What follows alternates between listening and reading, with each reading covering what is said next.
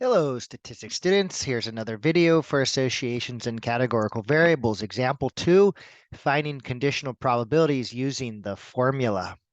So we've looked at finding conditional probabilities already by looking at table 5.5 and saying maybe we were within a certain row, like we're within less than a high school education, and we want to know the probability of those that were married within that row, so 70 out of 125. Or maybe we're in the column of married, within the column of married, and we wanted to know how many had a high school education given that they're married, and that would be a probability of 240 out of 408. Where we also said the and statement, the probability that they're a high school grad, highest education level, and they're married would be 240 out of the total 665. So if we're given a table like 5.5, you can find conditional probabilities by isolating the group from which you're sampling within. However, a formula exists that is useful for times when you do not have such complete information. The formula for calculating conditional probabilities is the probability of A, given that B or within B, is equal to the probability of A and B happening divided by the probability of B happening.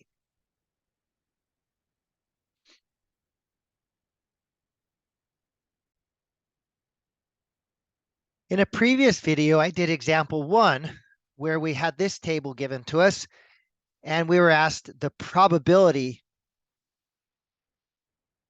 that it has been about right, given that it's female. And we did this by isolating the row where women sits, and we said there were 100 of those, and then we looked in that row, within that row, and it said 34 of them has said that it's been about right, so 34 out of 100. But the formula says that you can also do it by calculating the probability of A and B divided by the probability of B. So in this case, A has been about right, and B is women.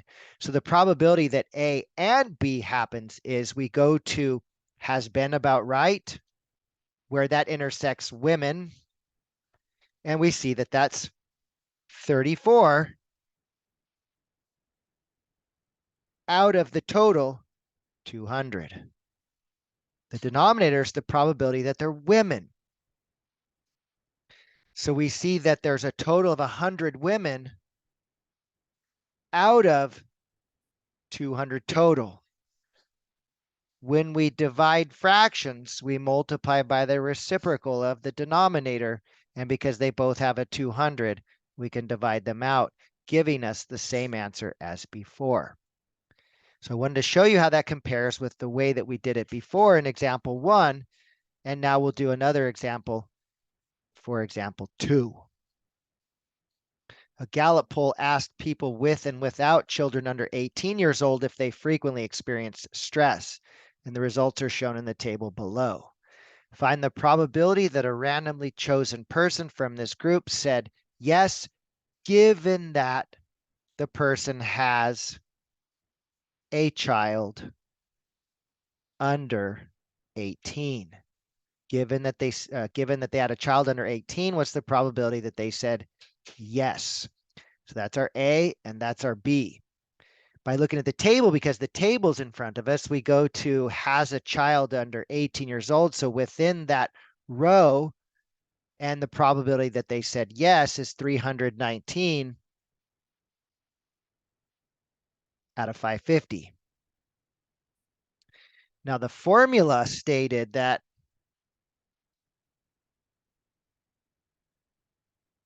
we could also do it as the probability of A and B over the probability of B.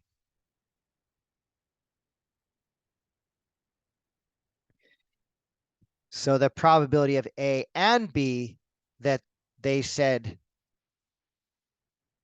yes, they experience stress and they have a child under 18, yes, and a child under 18 is 319 out of the total 1,050 divided by the probability that they have a child under 18, and there's 550 of those out of the total of 1,050 And so by the formula,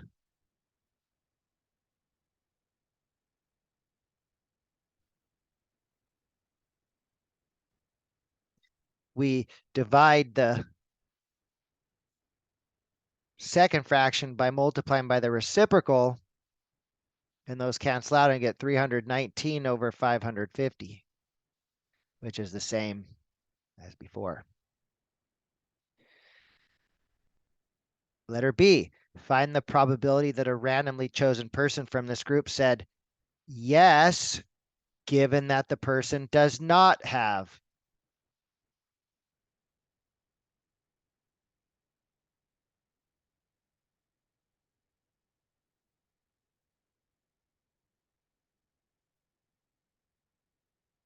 child under 18. So we have, by looking at the table, we go within the no child under 18, which is this within out of 500. And the probability they said yes is going to be 195 out of 500. Or by the formula, this is our A and this is our B.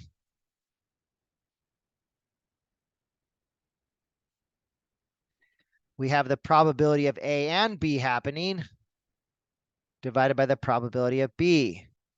So the probability that they said yes and no child under 18 is 195 out of the 1,050.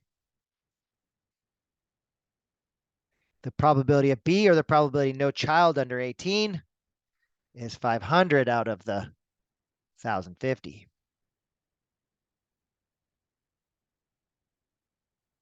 As we keep seeing, these 1,050s divide out, and we have 195 out of 500. Now, I know a lot of times they'll ask you to put these in decimal form, and so this one is 0.58.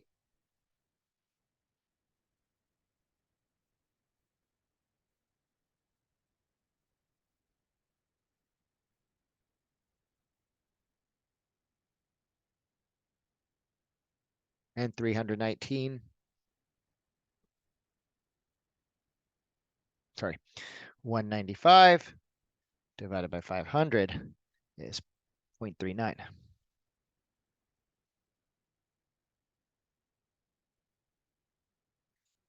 And then letter C,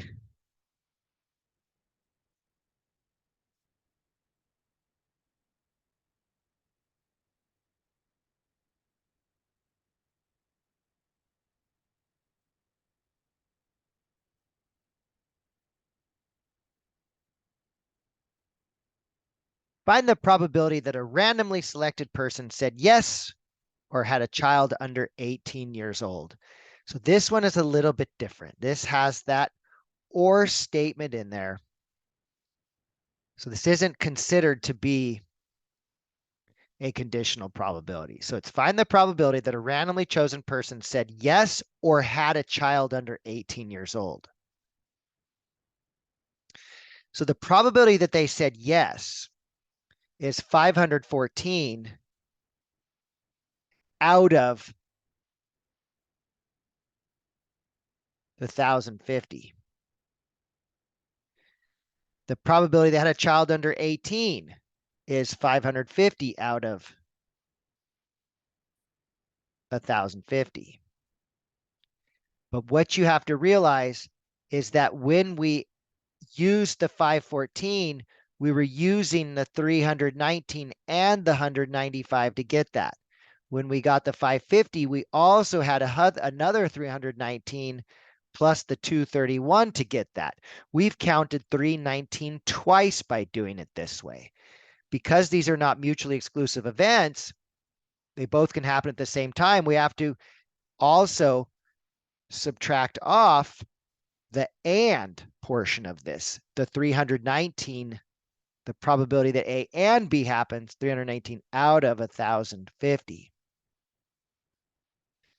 So that's 514 plus 550 minus 319 out of 1,050.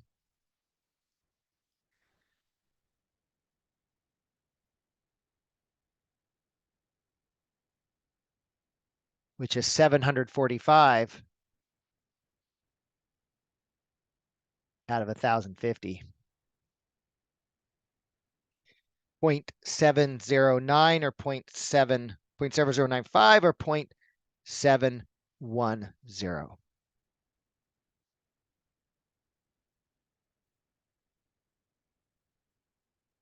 So that formula for or probability of A or B is the probability of A plus the probability of B minus the probability of A and B. And because the probability of A and B is not zero, we have to subtract that off of that.